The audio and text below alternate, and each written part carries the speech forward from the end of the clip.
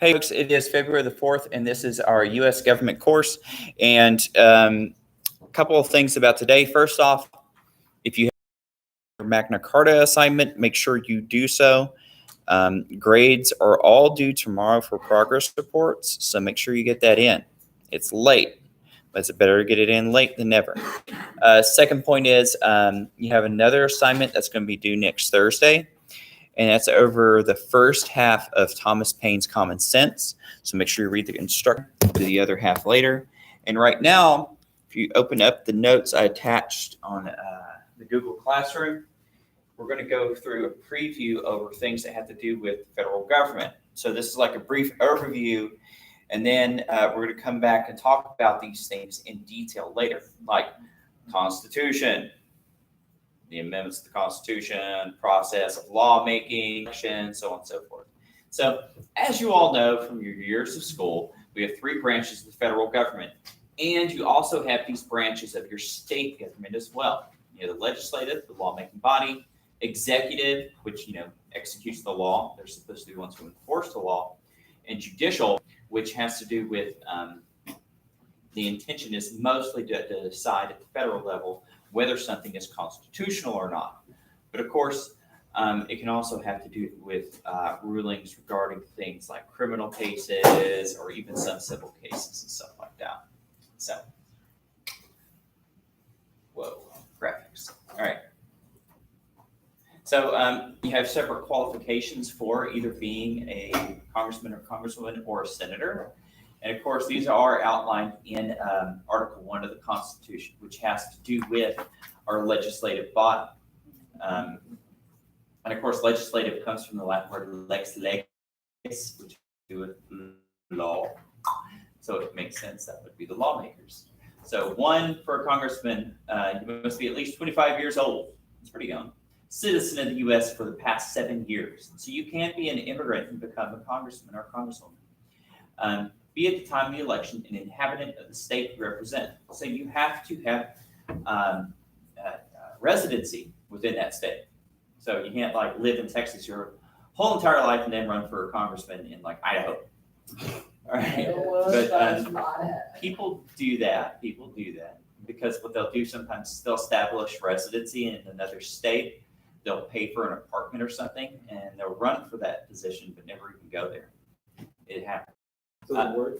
It does happen. It does work. Yeah, if you're rich enough and famous enough, it works sometimes. Qualifications for the Senate. At least 30 years of age. So they expected you to be a little bit older. U.S. citizenship, at least 9 years. And a residency in the state that you represent at the time of your election. So the reason for this is this. There's more people within Congress. The people of Congress are supposed to be, I don't know if you call it the junior house, but it was supposed to be the house that was more have a democratic leaning. It was the one that was intended to represent the people. So the qualifications were less. So this is, each district has a popular election for who their congressman is going to be. The Senate, at the time they founded the Constitution, each state got to pick two. And it was the state's government that was supposed to select the senators at first. So the idea was so that the people had representation and the states had representation, which is going to bring up a big question during the time of the Civil War. Is the United States of America made up of the people or of the states? And that's going to be a very particular thing.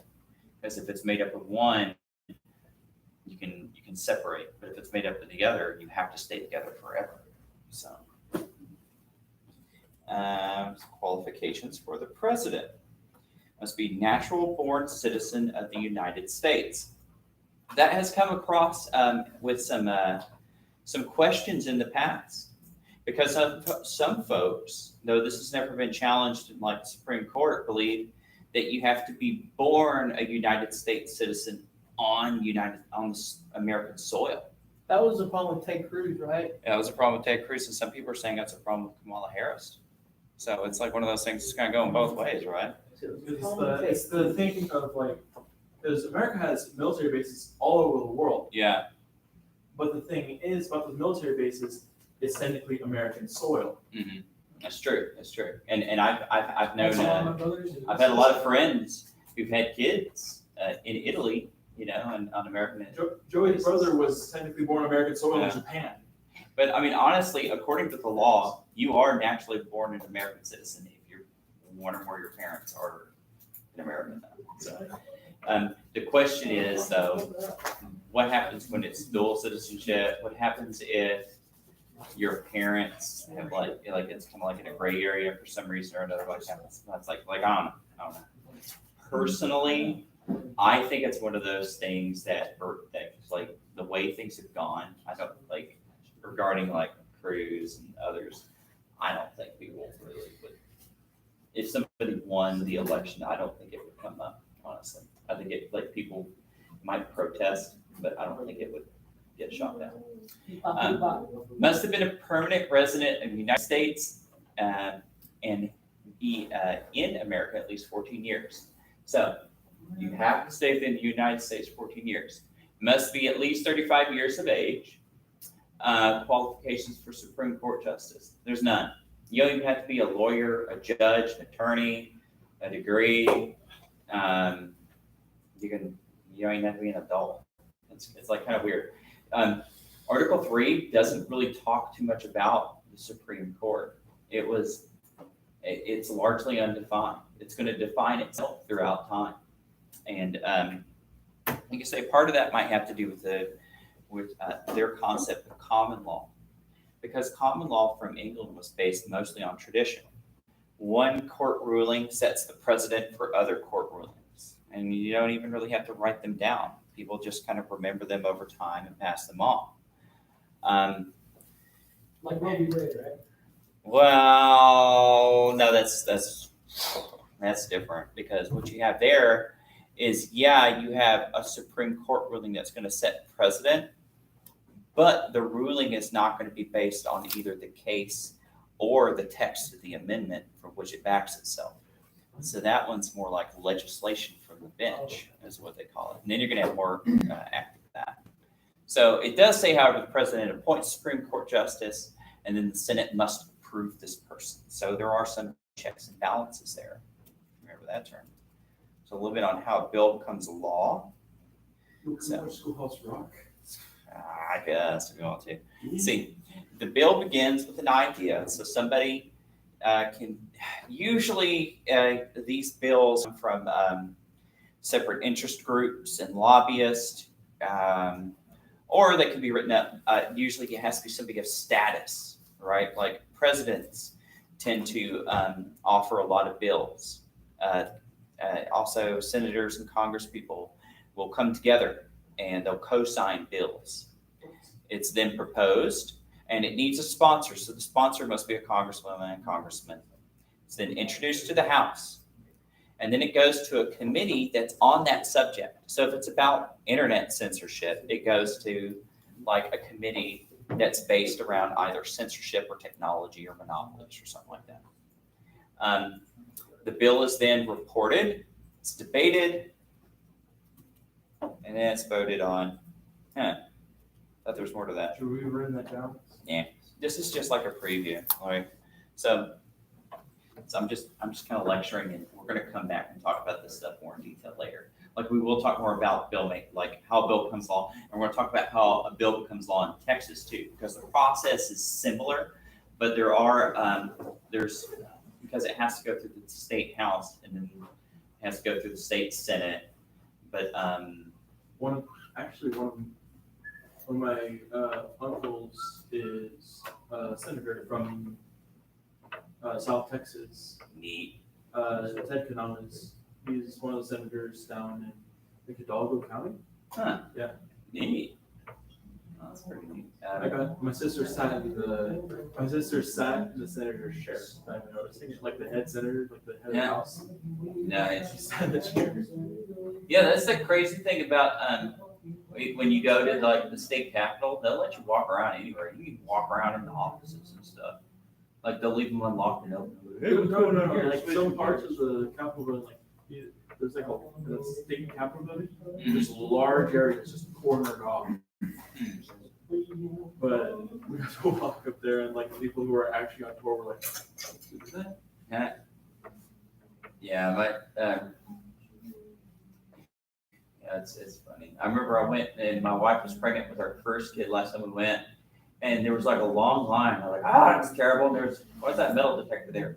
And I saw one and didn't have a metal detector, and it was like, if you have a CHL license, you can come through here. I was like, I'm going through that one, but she didn't have one, so she had to wait in the long line.